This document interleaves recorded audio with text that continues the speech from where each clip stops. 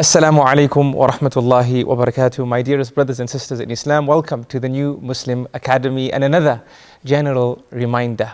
Today's reminder is about the concept of God, the concept of Allah in Islam. And this reminder is based on questions that come in about this, and it is an important question.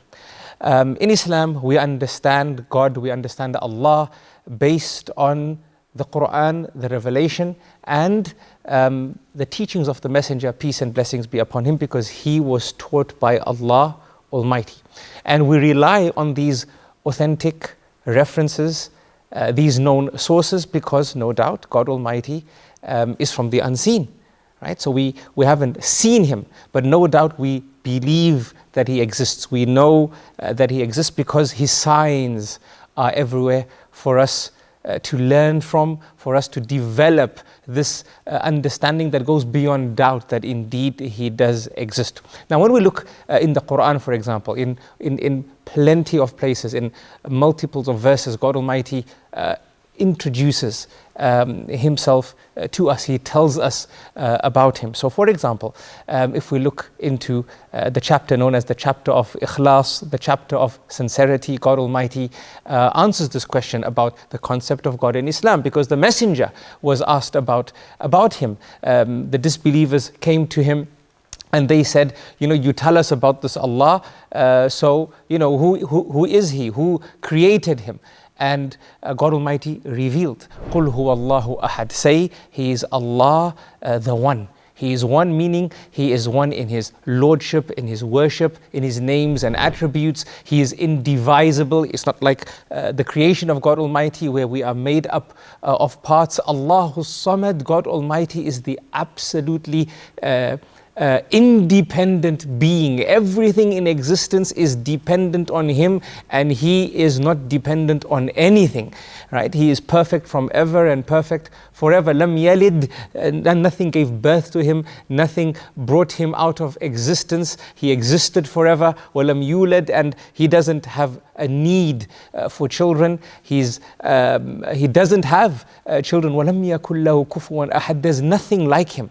There's nothing like him. His reality is beyond our ability to imagine, beyond our ability to describe. Whatever you can describe, whatever you can imagine, God Almighty is beyond that.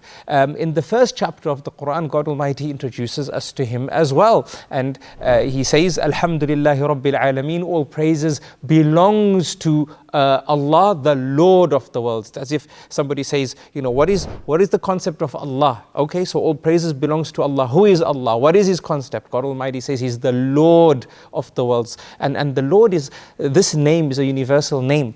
It refers to the one who creates, the one who makes, the one who sustains, the giver of life, the giver of death, the one who provides sustenance, the one who protects, the one who nurtures his creation to perfection, right? So we learn so much just from this name of God Almighty and this verse, that we learn that God Almighty, He is perfect, He is free from all mistakes, free from all imperfections. God Almighty is omnipotent. There's nothing more powerful than him. Everything in existence exists because of him. Anything of power that we know of has power because of him. This is the reality of God Almighty in Islam. Now obviously this is part of a broader, larger, longer discussion, given the plethora of verses and teachings of the Messenger that we have about God Almighty in Islam, but that is beyond the scope of our short reminders together. I hope in this video I've